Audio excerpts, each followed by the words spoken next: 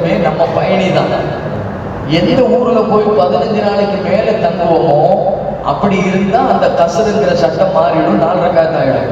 நாம மக்காவில் போய் 10 நாள் தான் இருக்க போறோம், மதீனாவில் போய் அங்கிருந்தும் 5 நாள் தான் இருக்க போறோம் இல்லையா?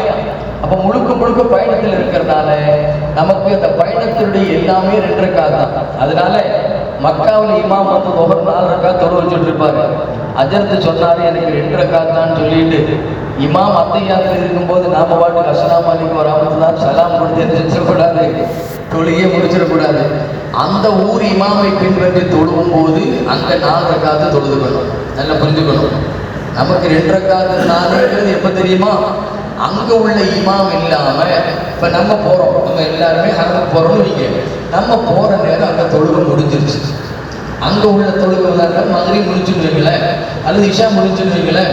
இப்ப நாம என்ன செய்யறோம்? நாம பயணிகள் எல்லாம் சேர்ந்து அங்க ஜமாத்தா தொழுகிறோம். இப்ப இமாம் எத்தனை ரக்காத் தொழுவாரு? 2. ஏன்? நாம எல்லாரும் பயணிகள். இப்ப ஏன் அங்க உள்ள இமாமை பின்பற்றி தொழும் போது ஏன் 4 தொழுதோம்? அந்த ஊர் இமாம உள்ளூர்கார. அப்ப அவரு 4 ரக்காத் தொழுவனால நாமளும் 4 ரக்காத் அவரை பின்பற்றி அங்க நடக்கக்கூடிய ஜமாத். அப்ப மக்காவிலும் மதீனாவிலும் அங்க உள்ள இமாம் ஜமாத்தோடு சேரும் போது நாம முழுக்க 4 ரக்காத்தை என்ன செஞ்சிடணும்? தொழுதணும். அதுல என்ன கிடையாது, கசருங்கிறது தொழுகை சுருக்கி தொழுகிறது கிடையாது. சரிங்களா? அப்போ ஃப்ளைட்ல ஏறி உட்கார்ந்து அல்ஹம்துலில்லாஹ் அப்படி அவருடைய சுன்னத்து வந்து தொழுவலாம், பின் சுன்னத்து தொழுவலாம்.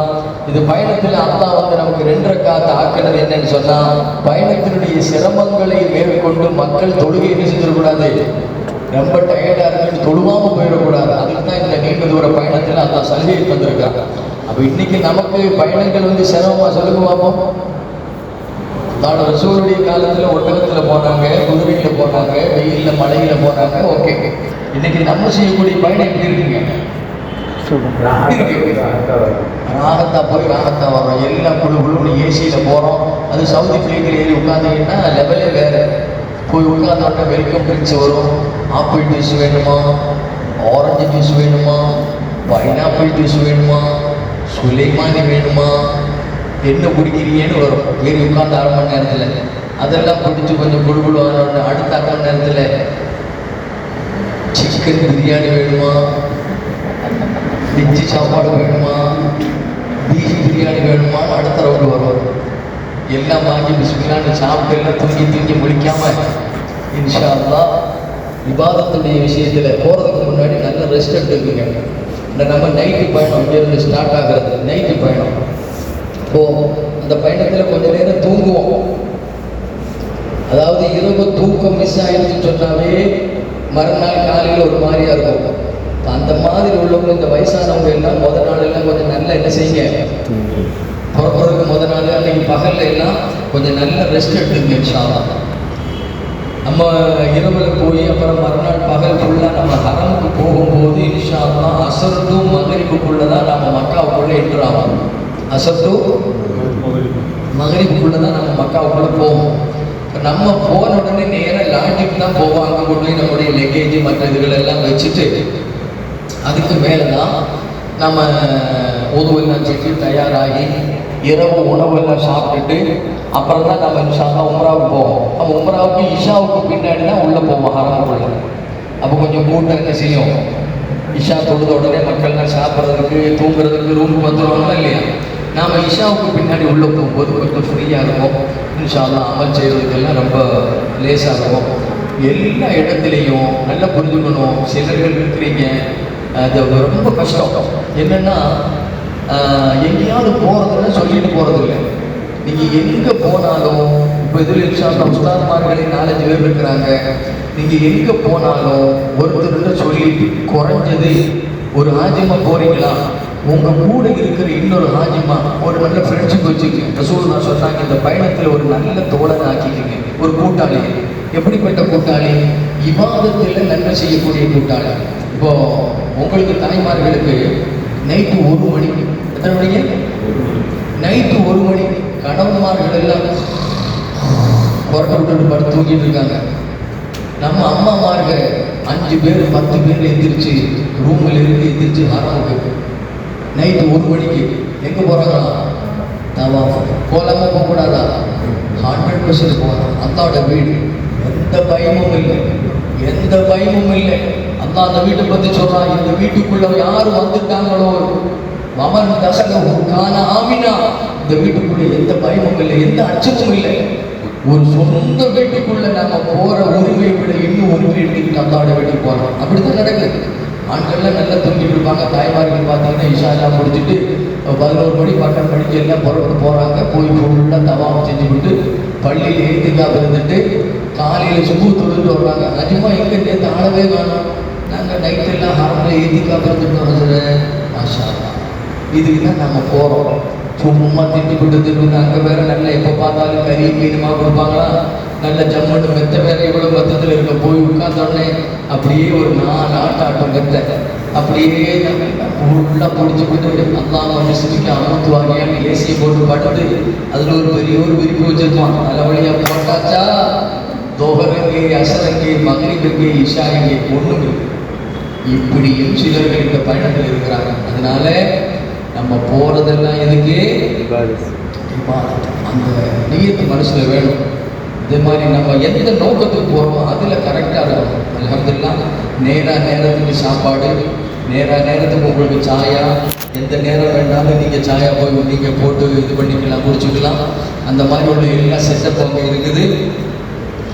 இப்போ உணவுங்கிற விஷயத்தில், ரெஸ்ட் எடுக்கிற விஷயத்தில் நமக்கு உணவு உண்பதற்கும் குளிப்பதற்கும் ஆடை மாற்றுவதற்கும் சற்று ஓய்வு எடுப்பதற்கும் தான் ரூம். ஆனால் நம்மள நிறைய பேர் ரூமையே கதின்னு சொல்லி மக்காவும் மதீனாவில் போனால் உட்காந்துருக்காங்க. அரமுக்கு போகிறது குறைஞ்சிட்டு. மக்கமா நகரத்தில் 1க்கு 1 லட்சம். எவ்வளவு? மக்கமா நகரத்தில் 1க்கு 1 லட்சம் நன்மைகள் வழங்கப்படுகிற இடம். நீங்க ஒரு சுப்ஹானல்லாஹ் சொன்னீங்க. என்ன சொன்னீங்க? ஒரு சுப்ஹானல்லாஹ் சொன்னீங்க. எத்தனை லட்சம் சுப்ஹானல்லாஹ் நன்மை? 1 லட்சம். சொன்னது ஒரு சுப்ஹானல்லாஹ். 1 லட்சம் சுப்ஹானல்லாஹ் நன்மை கிடைச்சது. ஒரு ரியால் அங்க ஒரு ஏழைக்கு தர்மம் செஞ்சீங்க. எத்தனை லட்சம்? மாஷா அல்லாஹ். புனித கஅபா 1க்கு 1 லட்சம் நன்மைகளை அந்த ஸ்பாட்ல உங்களுக்கு தரக்கூடிய புனிதமிக்க வீடு அல்லாஹ்வுடைய கஅபா. அப்போ அங்க ஒரு நோன்பு வச்சீங்க. எத்தனை நோன்பு? அங்க ஒரு முழு குர்ஆன் இன்ஷா அல்லாஹ் நம்ம இருக்கக்கூடிய 10 நாளையில நமக்கு ஒரு குர்ஆன் முழுக்க ஓதி முடிக்க முடிஞ்சு. பெரிய பாக்கியவான். அந்த மாதிரியான பாக்கியம் கிடைச்சிச்சுன்னா என்ன? நீங்க ஹரமுக்குள்ள போறீங்க, வீட்டில் இருந்து நம்ம ரூம்ல இருந்து போகிறோம், ஹரமுக்குள்ளே போய் 2 மணி நேரம் 3 மணி நேரம் அங்கே இருக்கிறோன்னு வைங்க. அந்த 3 மணி நேரம் ஓதுனா எத்தனை ஜூஸ் ஓத முடியும்? கிட்டத்தட்ட 3 மணி நேரத்தில் 12 ஜூஸ் ஓதிடலாம். நார்மலாக ஓதுறவங்களுக்கு 3 மணி நேரத்தில் எத்தனை ஜூஸ் ஓதலாம்? என்னங்க ஜரத்தை எங்களுக்கு நாங்களே தத்தக்கா பத்தக்கான்னு உட்காந்துருக்குறோம். நீங்கள் என்ன 1 மணி நேரத்துக்கு 4 ஜூஸ்? அப்போ நார்மலாக ஓதுறவங்களுக்கு அப்படி ஓதலாம். நீங்கள் 1 மணி நேரத்துக்கு 2 ஜுஸுன்னு, ஒரு ஜுஸுக்கு அரை மணி நேரம் கணக்கு போட்டாலும் 3 மணி நேரத்தில் 6 ஜுஸு ஓதிடலாம். அப்படி நீங்கள் போகிற நேரங்களை கரெக்ட் பண்ணி மக்காவில் இன்ஷா அல்லாஹ் 1, 2, 3 குர்ஆன் ஓத முயற்சி செய்யுங்க. ஒரு சத்தமுல் குர்ஆனுக்கு 1 லட்சம். இது எப்பவும் மனசில் நிறுத்திக்கிங்க. இது கஅபாவுக்குள்ள, மக்கா பள்ளிக்குள்ள. அந்த நிய்யத்தோடு இன்ஷா அல்லாஹ் உள்ள போகணும். அதே மாதிரி பள்ளிக்குள்ளே போகும்போது நபி ஸல்லல்லாஹு அலைஹி வஸல்லம் 5 சுன்னத்துக்களை சொன்னாங்க. 1 பிஸ்மில்லாஹ் சொல்லி உள்ளே போகிறது, வலது காலை வச்சு உள்ளே போகிறது, உள்ளே நுழைஞ்ச உடனே நபி ஸல்லல்லாஹு அலைஹி வஸல்லம் அவங்க பேரில் ஸலவாத்து சொல்கிறது. அதுக்கடுத்து என்னுடைய எல்லா பாவங்களையும் மன்னிச்சிடலான்னு கேட்கறது. அடுத்து உன்னுடைய எல்லா ரஹ்மத்தினுடைய வாசல்களையும் எனக்காக நீ திறந்துதா அல்லான்னு கேட்கறது. அடுத்தபடியாக உன் பள்ளியில் நான் எவ்வளவு நேரம் தங்கி இருக்கிறேனோ அது வரைக்கும் உனது பள்ளியில் நான் இஅ்திகாஃப் இருக்கிறேன் அப்படின்னு நியத்து வைத்துக் கொள்வோம். ஸோ ஹரமுக்குள்ளே எப்போ போனாலும் இந்த 5 நியத்து. பிஸ்மில்லாஹிர் ரஹ்மானிர் ரஹீம், வஸ்ஸலாத்து வஸ்ஸலாமு அலா ரசூலில்லாஹி ஸல்லல்லாஹு அலைஹி வஸல்லம், அல்லாஹும்ம இக்ஃபிர் லி துனூபி, அல்லாஹும்ம இஃப்தஹ் லி அப்வாப ரஹ்மத்திக, நவைத்துல் இஅ்திகாஃப ஃபீ ஹாதல் மஸ்ஜித் மா தும்து ஃபீஹி லில்லாஹி தஆலா. இது அரபியில் உள்ள நியத்து. நம்ம அதுதான் தமிழில் உங்களுக்கு சொல்லித்தரோம். இப்போ இந்த நியத்தோடு எப்பவும் ஹரமுக்குள்ளே போகணும். சரிங்களா? இப்போ ஹரமுக்குள்ள போகும்போது நம்மளுடைய இந்த பெரிய பேக்கை அதெல்லாம் கொண்டு போக முடியாது. ஒரு தோளில் போடுவாங்கல்ல, இந்த குழந்தைங்க ஸ்கூலுக்கு போகிற குழந்தைங்க தோளில் போட்டுவாங்கல்ல அந்த பையை, அந்த மாதிரி பையில் நம்முடைய செருப்பு ஹரமுக்குள்ள நுழைஞ்ச உடனே நம்ம செருப்பு எடுத்ததில் வைக்கணும். பள்ளியாசல் போகிற மாதிரி இப்போ நம்ம கீழே கழட்டி விட்டு வந்தோம்ல, அந்த மாதிரி கழட்டி விட்டு வந்துட்டோம்னு சொன்னால் திரும்பி வரும்போது அங்கே செருப்பு இருக்காது. கூட்டுறவங்க செருப்பு தூரம் என்ன செஞ்சுருவாங்க, எடுத்து குப்பைகள் போட இடத்துல ஒன்றே போட்டுருவாங்க. அப்போ செருப்பு நீங்கள் என்ன செஞ்சுக்கணும், அதுக்குன்னு ஒரு பேக் வச்சு அந்த பேக்குள்ள செருப்பு. அதே மாதிரி நீங்கள் உள்ளே போயிட்டு வெளியே வரும்போது ஜம்சம் தண்ணி பாட்டில் என்ன செஞ்சுக்கணும், குடிச்சு வரணும். அங்கே கேனாக தண்ணி இருக்கும், ஐஸ் வாட்டர் இருக்கும், ஐஸ் இல்லாத நாட் கோல்டு அப்படின்னு எழுதின கேன் இருக்கும், அது சாதாரண ஜம்சம். அந்த பேர் எழுதாத எல்லா ஜம்சமுமே ஐஸ். இப்போ நாம் அங்கே போய் ஐஸ் தண்ணியை குடிச்சுட்டு சளிகளி தும்மல் இருமல் எல்லாம் இருக்கக்கூடாது. இப்போ அதனால நார்மல் தண்ணியை குடிச்சால் இதெல்லாம் என்ன செய்யுங்க, தாராளமாக குடிங்க இன்ஷா அல்லாஹ். இப்போ ஜம்சம் குடிக்கும்போது ஒரு நியத்து இருக்குது, இன்ஷா அல்லாஹ் அந்த நியத்தை சொல்லி தருவோம்.